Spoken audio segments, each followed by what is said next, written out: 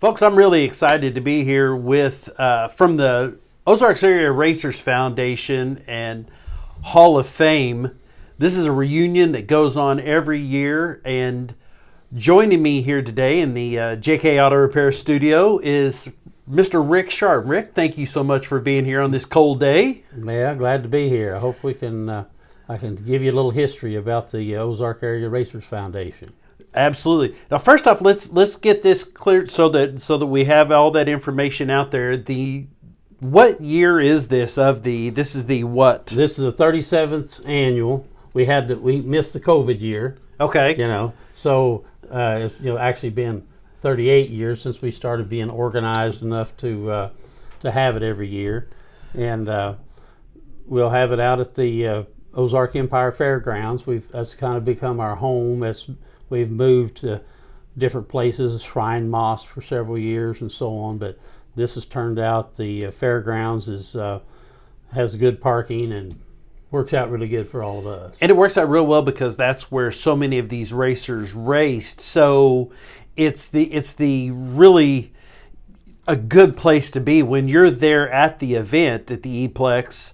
You're right in what used to be the grandstand area of the fairgrounds. Yeah, the front straightaway runs right through the middle of the E-Plex. That's really kind of neat that you do that. Used to, you go underneath there, and that's where you can still imagine the smell of the corn dogs and the root beer and all of that. But yeah, to be right there at it is super. So that is coming up. What is the date and time? That'll be on Saturday, February 1st. We'll open the doors for the Hall of Fame induction. That'll open up at 2:30, and then we'll have the inductees will be arriving there. Shortly. Most of them will already be there, and we'll have an autograph session starting about 3:30, and that kind of gets that part of it going. And then at 5, we'll have a salute to champions. That's where we recognize the champions from the tracks around associations and so on. And then our induction ceremony then will be, usually around 6 o'clock, something like that. Okay, and how long does that usually, for the people that are coming to it that maybe haven't been to it before, how long does if it starts about 6, about how long does that program usually run? 2.5 hours maybe. It depends on our inductees and the people presenting them, how long they want to talk. We've got a special guest this year. He was an announcer. He wasn't a local guy here. He was from Kansas City, but he lived down here, and he was at Missouri State. He's a professor, and he did the on-track interviews and stuff at Lebanon and Bolivar I-44 in the 90s there when it was an asphalt track. And as a matter of fact, he's at tonight, I believe he's at the USAC Midget Hall of Fame. Okay. I don't know if he's emceeing or not, but he's part of it. And he's a author. He's written a book about the USAC stock car series that includes all the former champions and a lot of pictures and stuff. I got the book because my good friend Dean Roper is a former champion in it. I wanted to see what they had on him in there, Now, what was this gentleman's name? His name's Pat Sullivan. Okay. He works at a lot of racetracks. The Indianapolis Raceway Park there at Indy. Yeah. Is kind of his regular gig, I think. And he's done a lot of announcing. You might want to visit with him because, he knows a lot of the racetrack people and has been around, like I say, for years doing this. So he's going to be a special guest speaker at this. Yeah. Okay. This year, can you tell us a little bit about, before we get into some of the back here, let's get it right up front here. Who's the inductees this year? Well, we have 2 categories. We've got the Legends category for the drivers, and the Pioneers are for the fellows that built cars or racetrack promoters, engine builders, sponsors, that kind of thing. So in the Legends category, we've got Ron Bolin. Ron Bolin, you'll be familiar with him. back in the 80s, maybe the early 90s, at Monette Speedway, Springfield Raceway. He's from Fort Scott, Kansas, and has since passed. Okay. But he put on a show when he came. Everybody loved watching him in hot laps. You think guys like running the top, and he'd show you how to do it.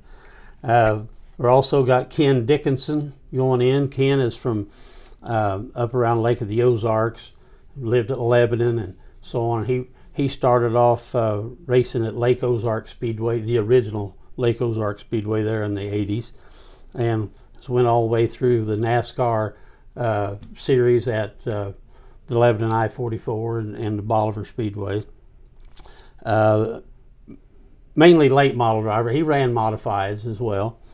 Then Jimmy Hayes, he's from Crocker, Missouri, and I think he passed maybe the day that they called to let him know that he was inducted. We didn't even know he was in bad shape. So Jim run at the Lebanon track, and I think he went to West Plains quite a bit as well. He ran the dirt tracks, and then he ran asphalt, and he was champion on both surfaces. Then the fourth guy is Randy Zimmerman, which coincidentally is also from Fort Scott, Kansas. Wow. And there's no connection between them. Yep. It's just how it works out. Randy, I remember racing against him in the modifieds there in the 80s. He come to Springfield quite a bit, down to Monette quite a bit, and he traveled back in those days when we started the modifieds here. The IMCA modifieds, you could go all over the country and race these things, and didn't like they do now, except it wasn't, nobody had enclosed haulers or anything. It was all open trailer, those days. For our pioneers, we've got Bobby Long. I believe he's at Greenfield, Missouri. He was the promoter out here at the Springfield Raceway for 2 or 3 years. He's owned race cars for years. He raced himself. I don't know how many cars he owns right now, but he's got 2 or 3 of them on the track. Another pioneer is Lyle Marsh. Lyle is from Siloam Springs, I believe, Arkansas. But I don't know if you ever heard of Marsh Racing Tires. Okay, yeah. He's the pioneer of that. He invented the beadlock rim that everybody uses now. Wow. And he had rims that were plastic on late model cars with that beadlock on them. For the weight, I guess. Yeah. And and he's had other things besides the tires. He tried making a plastic treaded tire. He was mixing his own, I don't know how he was doing all this stuff, mixing his own rubber up, Kind of a mad scientist. Yeah. And of course he had the recap. It was all recaps. It was, he couldn't make the carcass of the tire. Right. And our third guy on that pioneer is Greg McKinney. He's from Eagle Machine up here at Buffalo, and he has provided racing engines for a lot of guys in a lot of different divisions and different disciplines too, because he's very well known in drag racing also. Yeah, and and now in what I know of, at least, I hear that Eagle Machine has added $200 to the winner, at this racetrack, or so he supports the sport, And our fourth pioneer is Lynn Sanders. Lynn is one of our committee members, but prior to that, he sponsored cars through his Sanders Standard station at Glenstone in St. Louis. Okay, yeah, it's now a glass windshield place. Right. But his work and efforts to keep the sport alive has been unending. I mean, he's volunteers at the museum downtown Springfield, and he goes to a lot of events to help promote the Ozark Area Racers Foundation. So well deserving there as well. You know, these guys, it's kind of funny. I've all of them but Ron Boland, I think I've either raced against or met him, you know, friends with him or whatever. So I feel good about that. That we're Right. you know, as people that have supported racing in the area for a long time. You have many centuries worth of racing there between those eight names, don't you? Oh yeah, that's pretty amazing. I don't know who would have started. Well, Lyle Marsh is probably maybe the one that's at it the longest. He's been gone several years, but yeah, those. It's not like these guys just started and raced a few years and quit. Right. You know, some of them.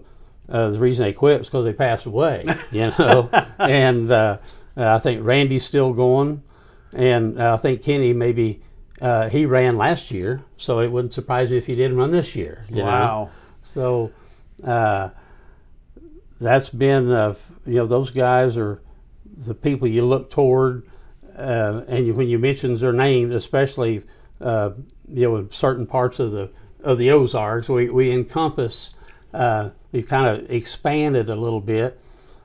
Our whole thing really started with the fairgrounds. You know, the guys that race there, if you look at our monument that's out at the Missouri Sports Hall of Fame, the guys that are on, we don't have the dates, the years we put them in, but there'll be names up there that if you're not 60 years old, you never even heard of them, you know, maybe even 70 years old. And so those were the guys that, you know, started the sport running at Devil's Bowl.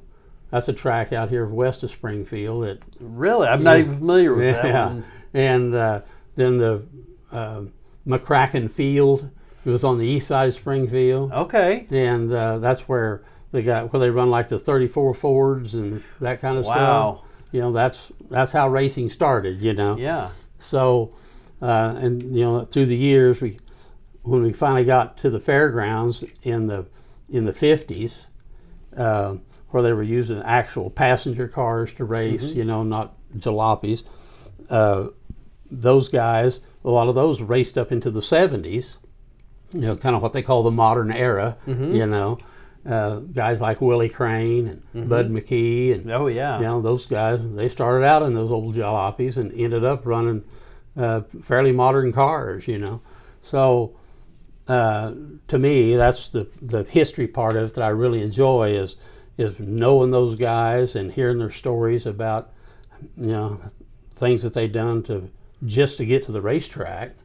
Bud McKee had his 35 Ford, and they had a racetrack at Humansville, and the guy that had the tow bar, they couldn't find him, you know, because nobody used trailers in those days. So they put it on a log chain, and he had his 14-year-old brother drive it, and they towed it on a chain to Humansville. On the old 13 highway, you know, where it's really curvy and everything. Yeah, he said, here I am, 14 years old, my brother's pulled me, and the car was going way faster than they ever went on the racetrack. You know, we was running 85, 90 mile an hour down the highway. He said they'd run maybe 60 on the racetrack, you know. I know that there was a time when, even with NASCAR, they would drive the car to the track, the family get out, go watch, race, hopefully not tear it up enough so bad that they couldn't drive back home. Climb back in. Dale Roper loved to tell the story about his dad was friends with Chug, which is a weird name, Chug Montgomery. He was a car dealer there in Lebanon, and he had two Oldsmobiles, those Rocket 88, that they raced at the Missouri State Fair, a 100-mile race. And after the race, they had two cars. Chug was going to drive one home, and the other guy, he didn't even live at Lebanon. So Chug says, Wilbert, could you drive this car back to Lebanon? So he got Dale and Dean. They were just, you know, 5, 6, 7 years old. He said that was the highlight of their life, was riding that race car all the way from Sedalia. Oh, absolutely. With a race car driver. Yeah. So, you that was just how they done it. Put the headlights back in if it was going to be dark, before they got home, because they took them out so it didn't get broken. So yeah, I guess so. You want to keep those, and then would they sell those cars? I guess. Yeah, they would. I heard a story recently about kind of in connection to that. They used to have the hell drivers and Thrillcade, stunt drivers, and the different manufacturers would supply those guys with cars, and they'd haul them around all summer long at fairgrounds and run them on two wheels and jumping ramps and stuff. They probably wouldn't have 500 miles on them. They'd take them to a dealer when they got done, and they'd have to sell them at a discount. Yeah. And they said they'd usually be pretty beat up. They'd be low miles, but they was some pretty rough miles on them. Yeah. Back in this would be, I guess, for the young kids today, they would know Travis Pastrana's Nitro Circus and that kind of thing. This was back pre-Joey Chitwood thrill show, even, wouldn't it? This would have been back when the Daredevils. Well, a lot of them were true daredevils. A lot of them, they came home from World War II as fighter pilots and stuff like that, and so regular life was pretty boring. I guess so. So driving race cars, sprint cars and stock cars and doing all that was the only way they could get a little adrenaline rush, It's amazing, that mindset of the people who get to this level of accomplishment. They're just made different. They don't see a safe drive as a good thing. That's boring. Yeah. And so they want to get out, and you almost can't get them out of the cars or off the motorcycles or what have you. So Neil Bonnet, he once said, nobody makes us get into these race cars, and there's damn few can keep us from it. He was a classic. Yeah. So that is another fella, I can't remember his name. He said when he raced, he said, I had no idea what I did during that race. I had people tell me, that, wow, you about to hit the wall and did all. He said, I had don't remember any of that. He said, all I want to do is get to the front, and I didn't, remember every move I made.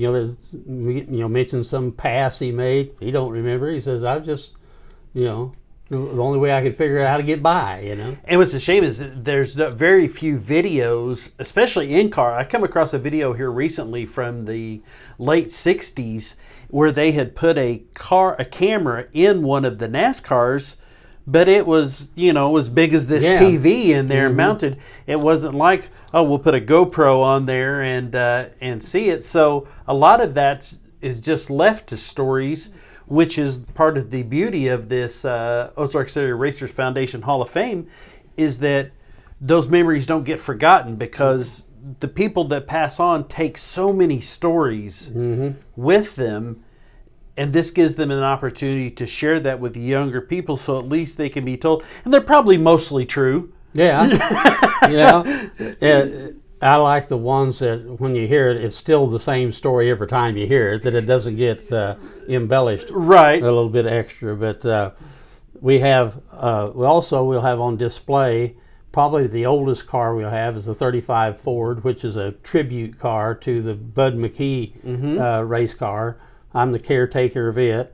And then we've got Lester Freeby. He ran a 50-something model Buick out here. It's still going. We got a replica of that one, 57 Chevy. But then we'll get into, we've got some Chevelles, some Camaros. Besides, then there'll be several cars on display of guys that are currently racing. We have, every class of that. We'll have dirt late models and modifieds and the street stocks and legend cars and mini sprints and quarter midgets. We have everything. Yeah. What's about? Do you have one of maybe the oldest original car that you have there? Oh golly, there's a 65, I think, or 6 Chevelle that raced at the fairgrounds. I don't know if it'll be there this year or not. It's number 73, white number 73. And the fellow that drove it back then, his name is Larry Smith. And I'm not sure if he's still alive or not. Okay. And we also have Steve Shahuber. He raced out there on the half-mile dirt, so this would have been early 70s. he restored his car, and it's the original 427 big block Chevelle. Wow. And that's the two that come to mind that I know are original cars. Right. So, do you have a favorite, whether it's asphalt or dirt or anything? Do you have one that you maybe not prefer over the other, but is extra special to you? Yeah, I'm a race fan first, and I tell people, I said, if you think back, when I started in '72, there was the asphalt track up at Rolla was brand new. Mm-hmm. And we'd have 24 cars, or maybe 26 or 8, maybe, and that's all you needed. You had your heat races, you'd have a consolation race, you'd have a trophy dash, and then you have your feature. It was time to go home. Mm-hmm. And I said that was kind of what everybody got accustomed to. We raced it. Then, later on in the mid and late 70s, we'd be racing at Fayetteville, Arkansas at Razorback, or I can't remember for sure that was the name of it. But anyway, they would be, about the same, 24 cars, mm-hmm. Same situation. Everybody was happy. We didn't. If it was 11:30 when we got done, it's because there's a big wreck. And took records to get it pulled apart, and right. But the racing went fairly quick. People had 3 hours, so that's what I like. And I went to Knoxville Nationals, the sprint car nationals. It starts 7 o'clock. I think Wednesday, Thursday, Friday we were done at 10:30, 3-hour deal. I think it was about 11:30 on the championship night, but there was a lot of hoopla involved, Right. And a lot of sponsors to thank. Uh-huh. Yeah. And so anyhow, that's kind of I'm happy with that regardless. I don't want to see a lot of cars driving around on a yellow flag, guys arguing about being up 9th spot instead of 10th, where it takes time to just drop back. So that's as far as having complaints, it's that kind of stuff, especially if it's at a track where the drivers and the people operating have been doing it for years. You know how it's supposed to be done. Right. It's not like it's your first time here. Not reinventing the wheel every time. So, I like them all, and I like seeing guys that maybe don't have the best of equipment and aren't going to win, but they outrun a bunch of good cars that they shouldn't have. You see that that guy's got some talent. He's making up for what he doesn't have in money and new tires or something, right, by driving harder. We kind of talked about that earlier before we sat down here, that the fan favorites oftentimes aren't the guys who win all the time, and I think there's probably something of that underdog spirit that we like to root for the guy who or girl who overcame what other people had and did even better. So that oftentimes are the fan favorites, the ones that maybe had a handful of victories, right, not that won every week. Right. And oftentimes the ones who won a whole lot, sometimes, take on the big scale, Dale Earnhardt Sr., you loved him or hate him. There wasn't a lot of in between. Right. And that was probably the case with our own Larry Phillips. Yeah, and back in those days there where you pretty well expected him to win, even when they brought in a hired gun, so to speak, that was something they started the first time I can remember. They brought in Ernie Durr on the old half-mile track, and Ernie was a 12-time IMCA late model champion. Okay. And when he came in, I think the first 2 times he might have beat Larry, but from there on it was over. But if Larry went to run IMCA, he didn't beat Ernie Durr. They'd be running on a mile track or another half mile at Des Moines or somewhere. So then whenever they got the tracks paved, and they were always trying to find somebody to come in to give him a run for his money, and that really did kind of inspire him, I think, to try a little harder. Oh yeah. You know, you just kind of see him concentrating. You know, he was always all business at the track, anyways. And if somebody was in that he knew was going to give him some competition, he just worked that much harder. Especially at his home track. Yeah.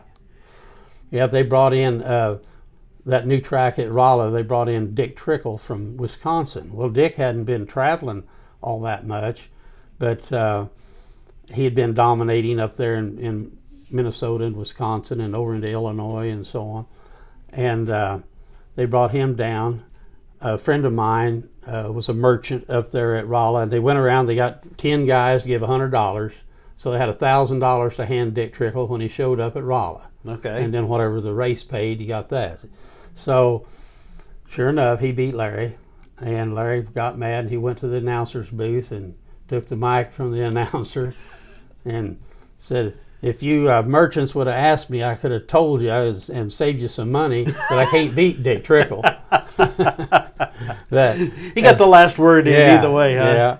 So, but as years went by, you know, he got to beat Dick part of the time, you know. So, and that was always his answer, as I remember it, there in the '70s. Say, "Larry, how many races have you won?" He'd say, "Yeah, a few less than Dick Trickle." You know? So even as prolific as he was, there was a little bit of self-deprecation there. Yeah. Like, well, this guy was a little better, but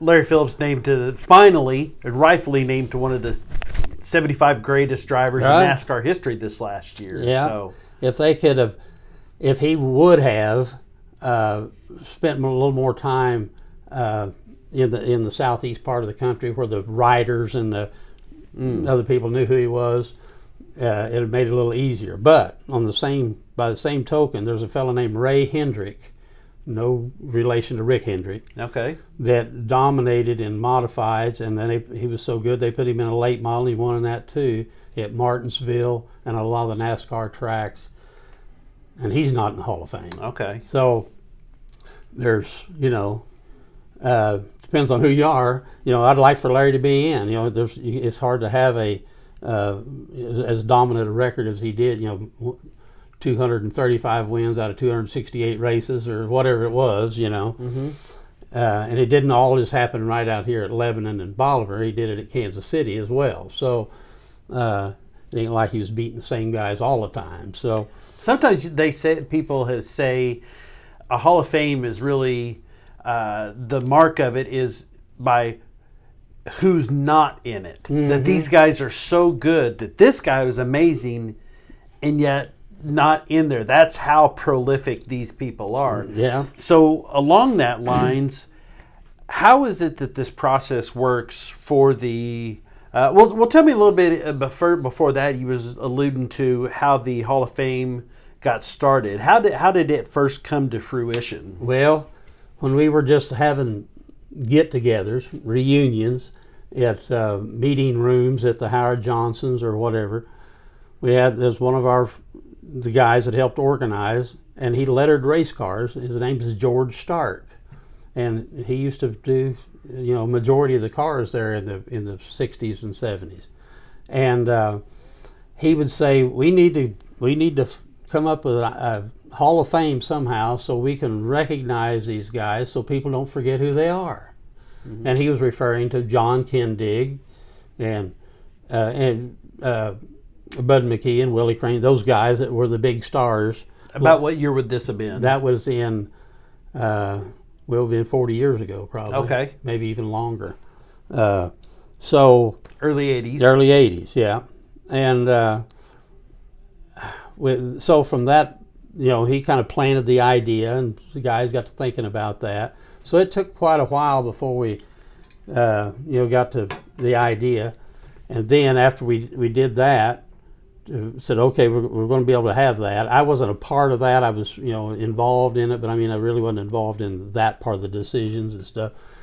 The Deemers out here at Green Lawn Cemetery and funeral homes, they sponsored the monument to put their names on it. You know, so you got to have somewhere to display that. You know, so because there are some halls of fame around that just induct people, but there's no way to memorialize it. So they brought in this Italian granite. I mean, it's tall, and we had it out at the fairgrounds for many years on what they called Old Pit Road, that west entrance that goes straight up to the E-Plex. That was originally the pit road where you pulled in, stopped, signed in the pit shack, and went in. Well, we had it there for years, and when they started kind of remodeling, they took some of those old buildings down out there, and it was going to be out there by itself. And so we talked to them at the Missouri Sports Hall of Fame, and they were happy to have it. So the Green Lawn moved it out there, set it up and everything. So, and then added on, we've got the one main one that's filled up on both sides, and then the two side pieces that we're filling up now. So that was, the actual monument. So the way we were doing it, the people that were being nominated and inducted was basically in those early days was just a group of 5 or 6 of the committee members said, and it's pretty easy. Bud McKee, oh yeah, who's going to say Bud wasn't? Like they said, before there's Larry Phillips, there's Bud McKee. Right. He was the big star. Everybody in town knew who Bud McKee was. And so that's, those early days, it was easy to find people to induct. As it went along, got a little bit more, and that's why those were the fairgrounds guys. So that you got Tom Bolivar Brown up here that raced at the Bolivar Speedway, and 2 or 3 other guys that ran at Bolivar. So they started including those guys. So it just kept kind of taking steps out farther and farther. So and nowadays we have an application that you can go to the Ozark Area Racers Foundation a Facebook page out there. For sure it's on the website. Anyway, you can download this application, fill it out, and get it to somebody that can, one of us, we don't really have an office or anything. Right. So you just kind of have to find somebody that knows how to get it to us. Can it be sent in to the Facebook Messenger too, or is there an address to mail it to? Yeah, you can there may be a mailing address on that. Okay. Probably is. It kind of goes in cycles. We'll get, maybe this will generate some, when people hear that you can do it. But there's no guarantee. You can send one in, and it's got to have the facts that it happened. That they actually won races or whatever. That's the early days was kind of, you had to have raced 5 consecutive years. Okay. And it was really like I say, it was kind of easy to do. And so now we've got the application. You can put the information on there, and maybe it'll be, it's not just going to be automatic because we already got a pretty good sized pile. And we go through that and try to spread it around some. It's kind of funny how we got 2 out of Fort Scott. Last year we had 2 or 3 out of Monette. Okay. One was a pioneer and a couple of driver legends. So it can happen. We've got guys in from like Don Marsh. He was from down around West Plains, but he ran it up here at Lebanon and Monette and stuff. So it's kind of hard to put somebody in that, let's say they're from somewhere in Arkansas and they raced only down at West Plains, and nobody here knows who their name is, because it's still our area. Right. So that's kind of it's unscientific, I guess, but we do a pretty good job of it, I think. So you take those names, and then does the committee sit down and go over them, that kind of thing? They'll select the ones that they think is the best suited, and then as a whole, we'll vote on it and do it that way. Okay. It's not like where you just got 3 buddies get together and let's put our buddies in. It's not right. That's what everybody thinks it is, of course. Sure. Same as they do in any Hall of Fame. Oh yeah. It's always detractors. Well, you should have done this. Well, It's kind of like the Chiefs pay off the refs every game, right? You know. Well, no, this is we're talking about stuff that doesn't happen. So anyway, that's and there's always, you know, what you call, like when we started, you know, 37 years ago, Greg McKinney wasn't in business yet. See, so Right. It kind of progresses. You know, guys get Yeah. so the racers, you have that. How about the legends? What kind of criteria do you do that? I mean, where you have engine builders, track response, stuff where it's not this many wins, championships, that kind of thing. Well, I don't know that it's any harder to do. You know, if say they Bobby Long owned a car that so and so drove and he won a championship here, that you know, it's not all that much more difficult. Okay. Yeah, and it also it's fairly easy when they've you know, you've already heard of them. You know, I'm not the final word or anything. Right. But you know, if Lyle Marr says, well, you can't not put him in. You know, my Lyle Marr story is he come to Bolivar in '74, I think, and I was running hobby stock, and he had a couple of recaps. We had to run 60 series tires, and he said, here, put these tires on and run the feature. And I sort of jacked it up.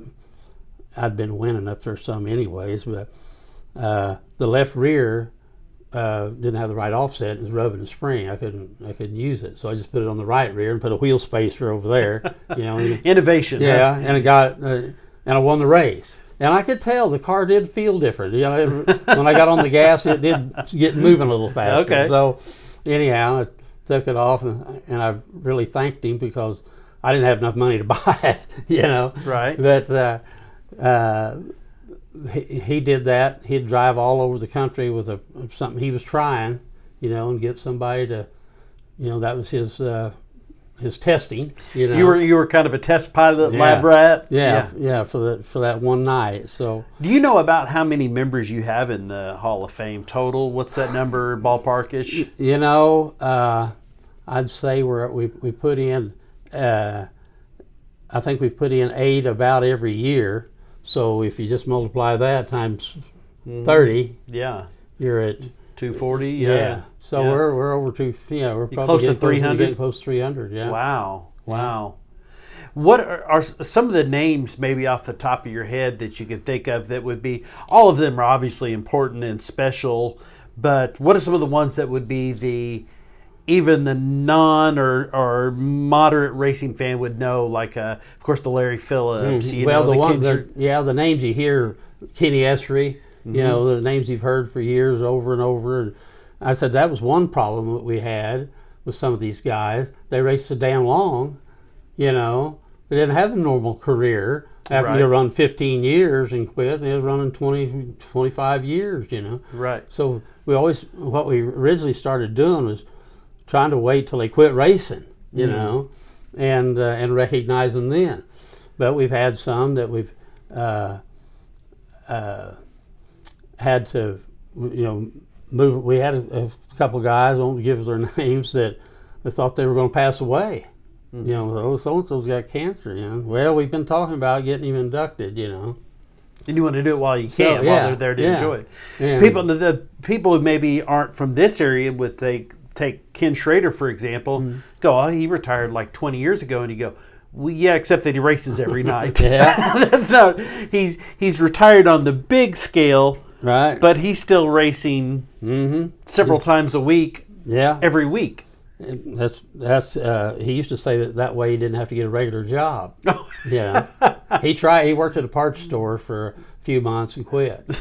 Yeah, that was his only time he had a job. He started off, his dad and Dean Roper were good friends, and when Kenny was like 4 or 5 years old, Bill put him on a go-kart with a chain on it, with an axle drove in the ground, and he had started up, put him on it, and he'd run in a circle with that chain till he run out of gas. Well, Dad was working in the shop. He owned an automotive shop. So it's to keep him busy, and huh? mom was a nurse or whatever. So when he'd run out of gas, he'd have to go out there and gas him up, and he'd run all day.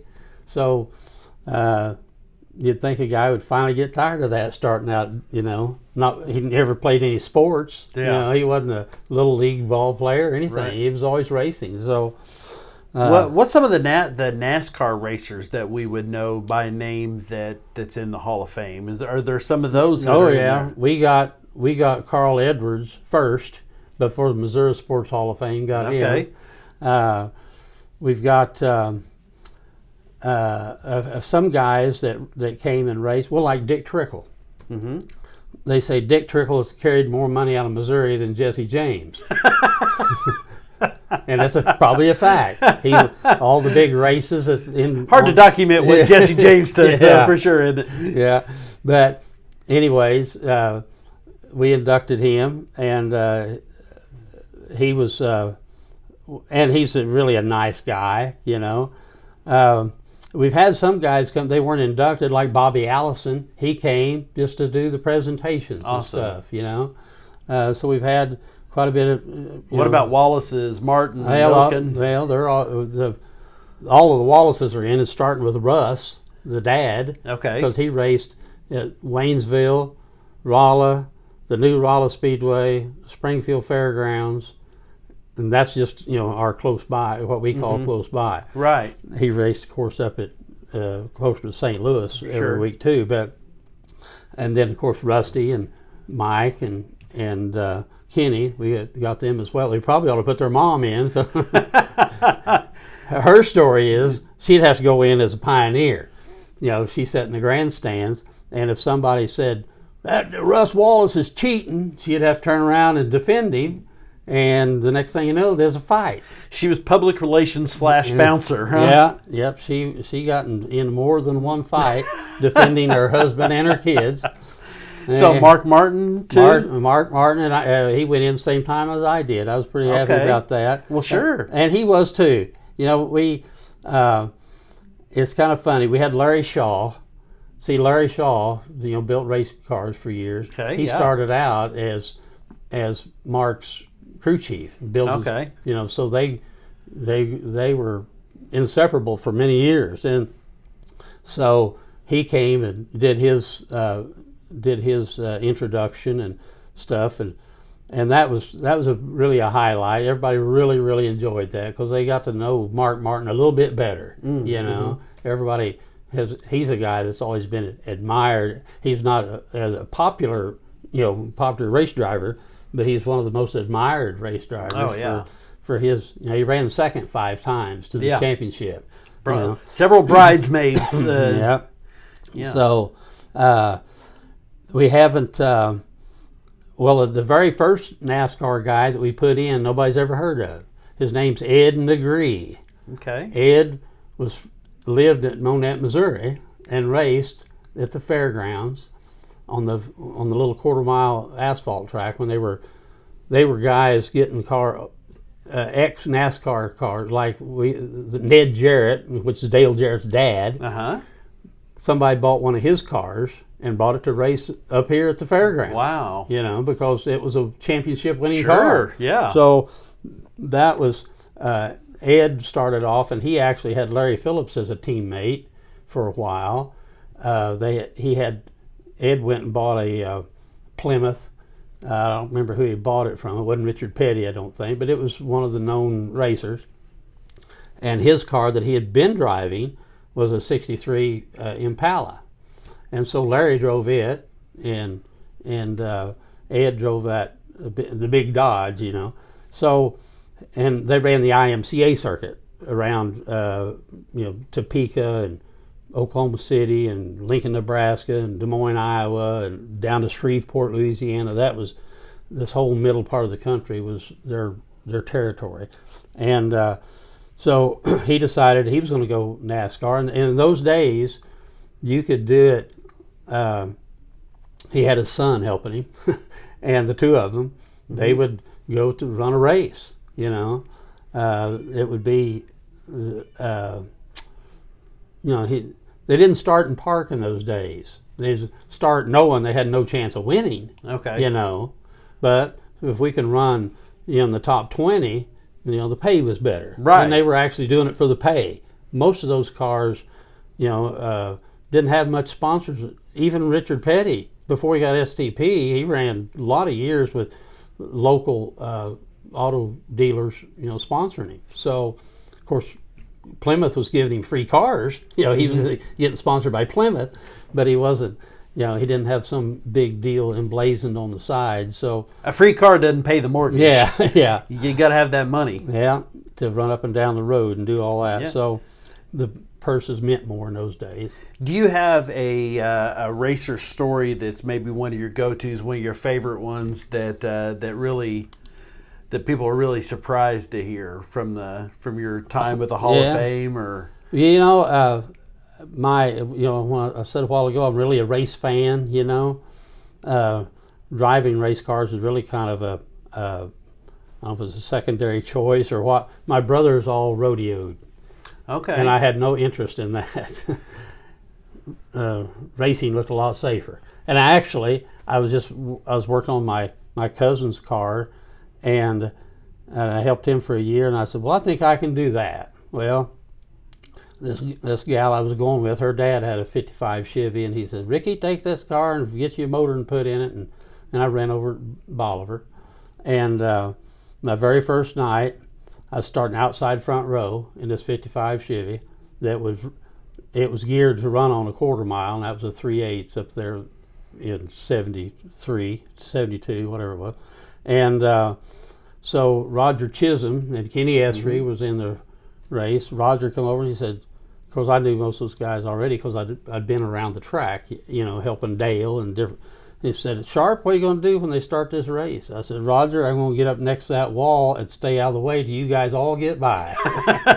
He said, that's what I wanted to hear.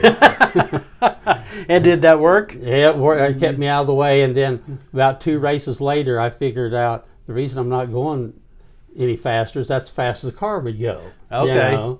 He said, why don't you pass that guy? I said, it's on the floor. He's going to have to slow down, for me to pass him. So it wasn't the lack of want. Yeah. I knew I was supposed to. Yeah, so I decided then, I blew that motor up, and Dale Roper said, well, why don't you just help me and George? So I started helping him. Well, then he got another car. He had a 57 Chevy, and we ran that thing, and the next year he got a late model, 69 Torino, and it was really a pretty nice car. So anyway, I helped him with that. They had a race out here at the fairgrounds on the half-mile asphalt for cars and drivers that weren't regular asphalt guys. Mm-hmm. So Dale said, we're going to take that car up there. You can run it. Well, we had 13.5-inch wide slicks on it. And I went out there, and I run second in the heat race, about burned the brakes off of it. And Dale says, you're using too much brakes. He said, this car will turn. Don't worry. Just stay off the brakes. Just turn the wheel. Mm-hmm. So I get out there, and I'm run second. I hadn't raced very many laps. I started getting a little more comfortable all the time. So the guy leading, he would pull me, 6 car lengths off every corner, and I'd catch him going in.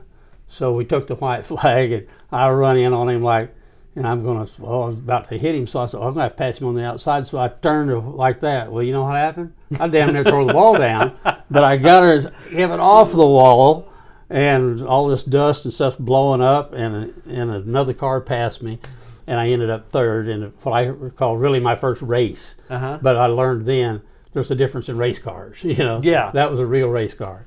So that was my introduction to feel like, I can run with these guys. The guy that won his name was Louis Vaught. He had a 409 Chevelle, and he was the champion at Monette on that. Their track was a quarter mile at that time as well. But anyway, and the guy that passed me was his brother Perry, and he's in the Hall of Fame because he was he was something to see. Perry would drive the car. I didn't care what size track it was. He drove it the same, out of control. and so I felt pretty good about running third to those 2 guys. Well, sure. So that was, in the early days, that was kind of, but we had a really nice, it's an awful long story. We went and the car I was driving, we didn't have the guy I was driving for, he wasn't set up to travel and stuff, so it was 4th of July weekend, and Dale Roper had his modified ready. So Tony Roper, I think he had a car. I don't know if he, and anyway, and Dale's son, Dale Jr., Pee Wee, the four of us, we started off. Wednesday night, we went to I-70 Speedway up here at Odessa, and they'd put dirt on it and a big half mile. Matter of fact, I had my driving suit in case I needed it. Randy Zimmerman had left Fort Scott without his, so my suit ran that race. He borrowed my suit. And we raced that night on Wednesday night, and they shot off fireworks. Thursday night, we went to Madison, Minnesota, and ran, and they shot off fireworks. Friday night, we were in Watertown, South Dakota, and raced. We'd broken axle up there. And then Saturday night, we were in Grove Creek, Minnesota, and got in a wreck, tore the car up pretty bad. We were supposed to run Sunday afternoon at Des Moines at the big half-mile track. Well, we got the header just ruined it. And it's stuck outside the frame and flattened it off. And Dale said, well, I'm ready to go home. He said, if they'll give me my entry fee back, we'll just go home. So anyway, we got a lot of racing in Wednesday, Thursday, Friday, Saturday night. That's a lot of miles to travel. Yeah, we traveled. And there was, guys nobody from down here, some guys from Kansas City that we knew. They made the part of the circuit. They didn't make the whole thing. And but that was something that was pretty common for us to take. Went to Indiana and did the same thing later on asphalt this time. And in 1974, I was running my hobby stock, and Dale was running late model. We'd run Friday at the fairgrounds, then we'd run both cars Saturday at Bolivar, and then Sunday we'd run at Monette, and then Tuesday we'd run at Joplin. So we run 4 nights in a row, and we wouldn't even take the car off the trailer. Walk around and make sure there wasn't nothing about to fall off of it, and air the tires back. We had to change the gear, but we could do that on the trailer. But we got in 80 races that summer. We thought we did pretty good. Wow. But Daryl Mooneyham and Kenny Esri, they figured out a way. They went to Arkansas on Wednesday night, so they got 100 races in that year. Wow. Yeah. They survived on a lot of hamburgers and a lot of concession stand foods. And or when we'd come home, they'd send sandwiches with us a lot of times to eat. We was on a budget. Sure. And that was really you can't do that now because it costs so much to go from point A to point B. Yeah. But I'm sure it was rough travel. But those are the best memories. We wouldn't trade that for the world. Well, that does a lot of things. It kind of teaches you. What you can do and what you shouldn't do maybe. So use that later on in your life. So with all your experience that you've had with these tracks and meeting so many people, is there a certain racer, either past or present, or that with us still or not, that you wish you could have met? Well, my wife, funny thing, she asked me the same thing the other night. And I said, I never thought of that. I can't, every time I think of something, well, yeah, I saw him and talked to him or whatever, There was a guy from down south that really set the world on its ear there for a while. His name's Gary Ballou. And he was running dirt tracks up in the Northeast. They built a car, the first modified, and they called it a Lincoln Continental, I think, where everybody else was using Pinto bodies and Vega bodies. There's a big old wide body, and everything. And that thing, he murdered them with that car on a mile track. I mean, they wasn't even close to him. And he was doing all this stuff and winning on asphalt as well, down south there in Florida and stuff. Well, it turns out he was smuggling cocaine. With a boat. And he'd go out and go down South America and pick it up and come back and don't need as many sponsors if and you're. he said I did it to finance my racing.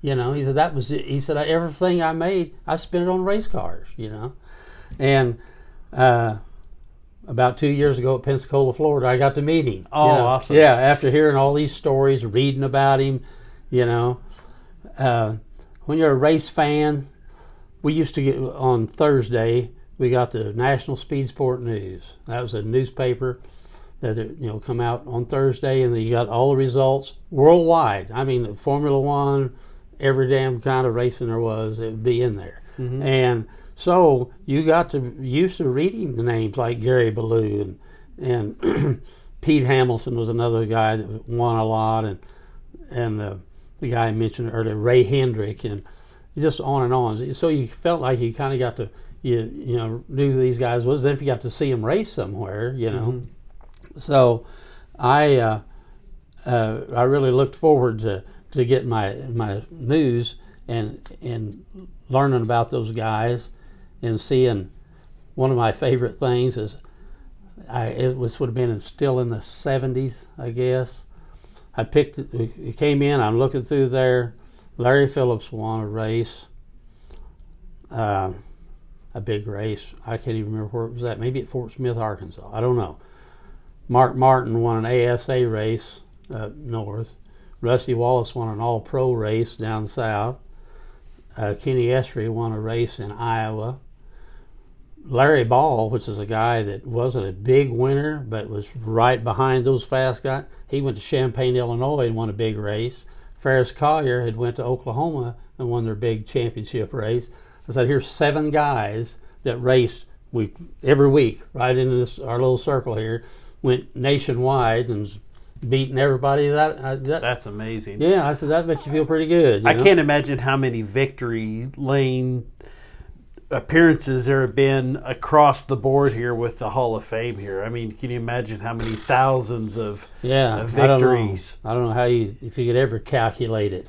And there's guys that we have yet to induct that have won a lot, and so yeah, in the whole scheme of things, we have a lot of years to go, because unless they stop racing somehow, that guys are going to keep doing it.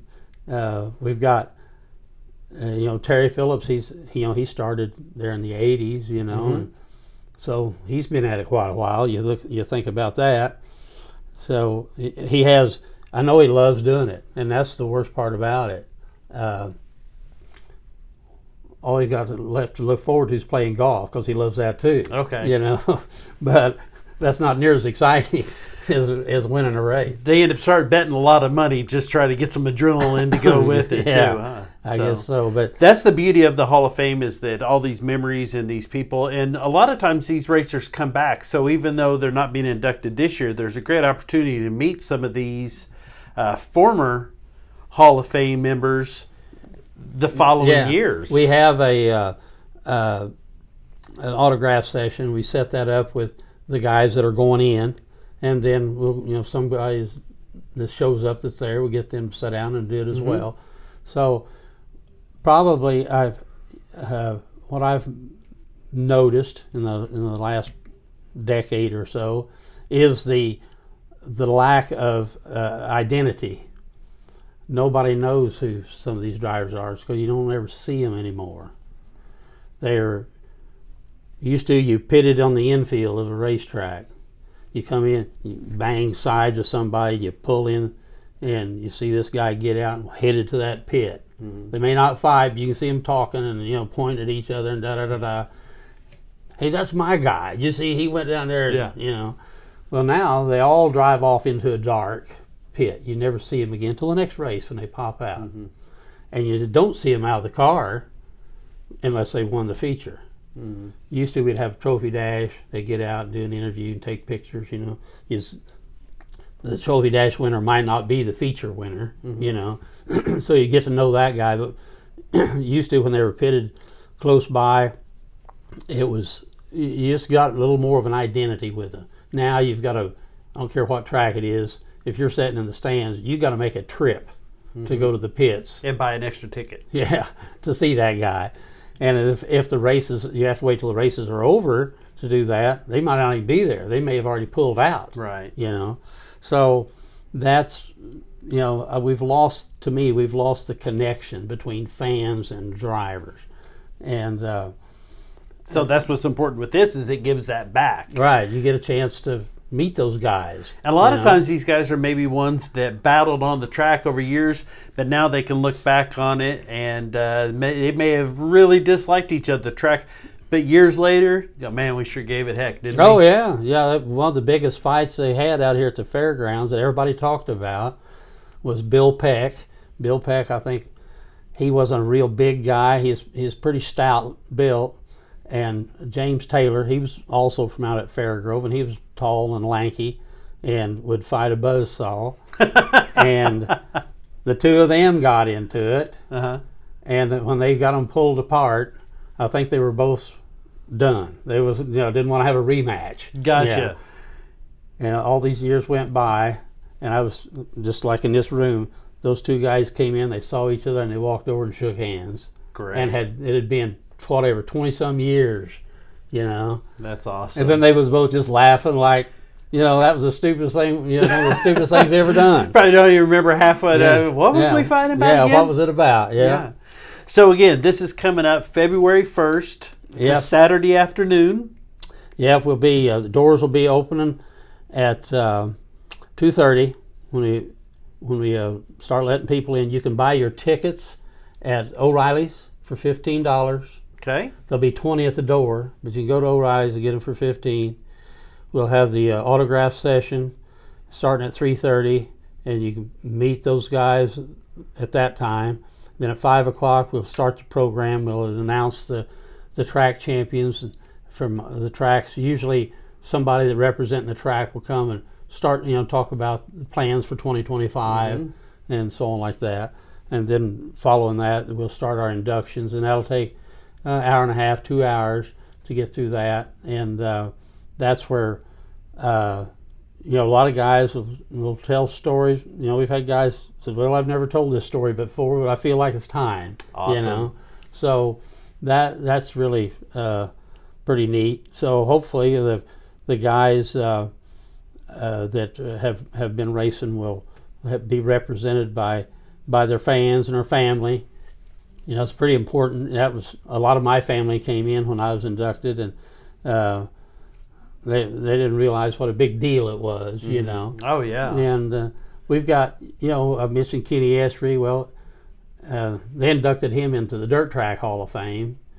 They got him before we did, I think, not by much. But we try to these guys that have been out here. Racers, you do it mainly for yourself, and you enjoy that the fans are, liking it and pulling for you and all that.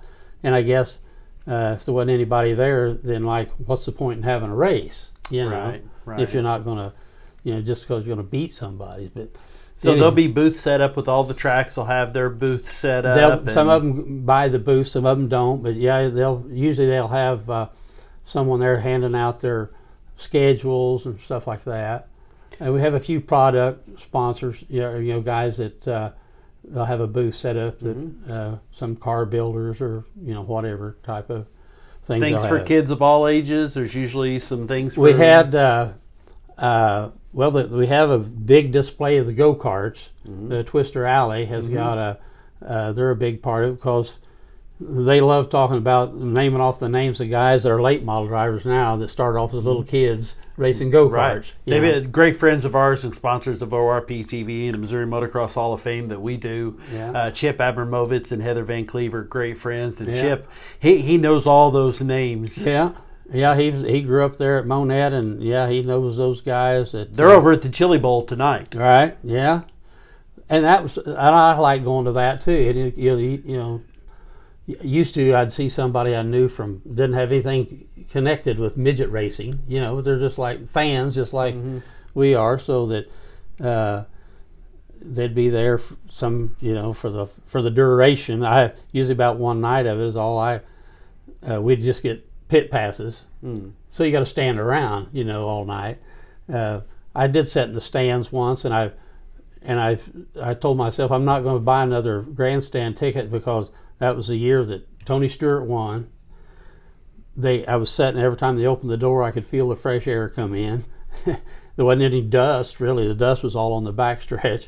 And Stewart, they auctioned off the two-seater ride with Tony Stewart.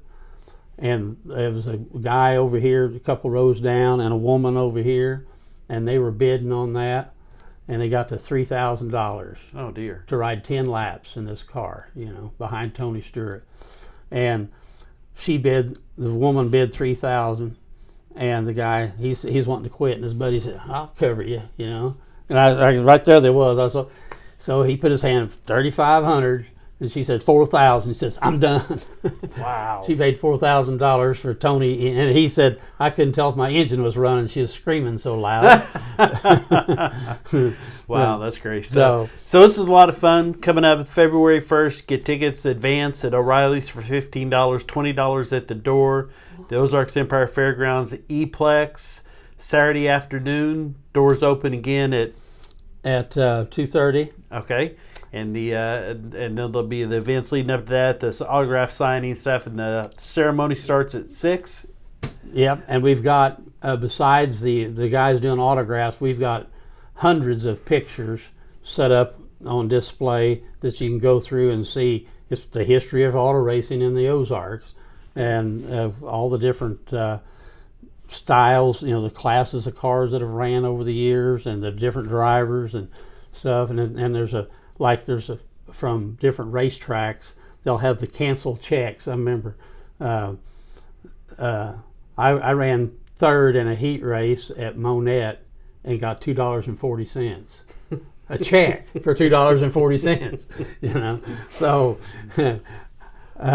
but at that time, gas was 50 cents a gallon. So, it's kind of relative, I guess. Right, sure, yeah. So, now you can buy a gallon of gas with that $2.40. So, no, not quite.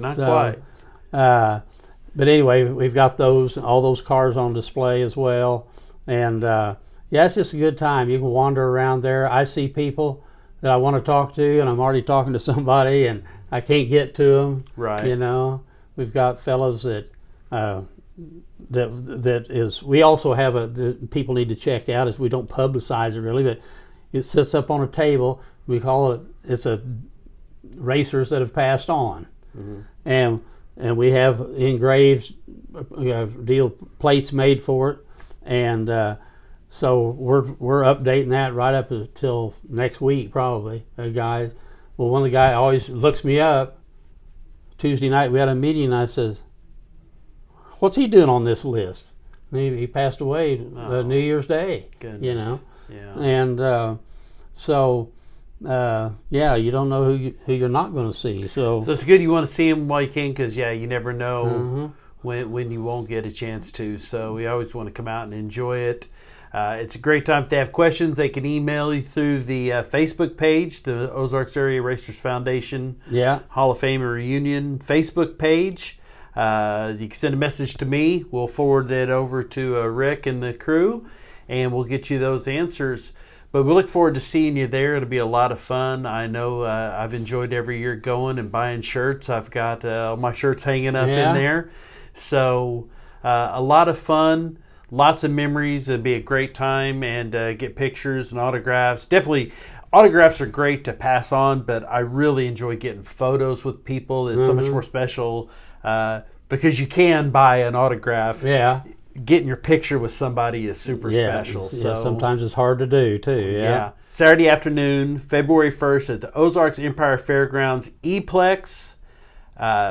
Going to be a great time. Parking's free. Just pay to get in. And we look forward to seeing you there. Any last things you want to say? Sponsors you want to thank for being part of this? Or? Well, we have to thank O'Reilly's because they help us out with the ticket sales for certain, but they also make a contribution because it takes quite a bit to put this thing together. I fully understand.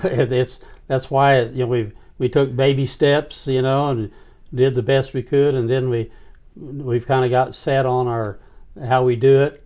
We're only hoping now that the maybe the economy goes to where it don't take so much to do it anymore. So maybe we can lower the ticket price someday. We'll keep our fingers crossed for sure. So make sure you join us out there February 1st, Ozarks Empire Fairgrounds, E-Plex. Rick Sharp, what a pleasure it was to have you here in studio with me. We'll do it again. We'll look forward to seeing you there. Yes, sir. Thank you.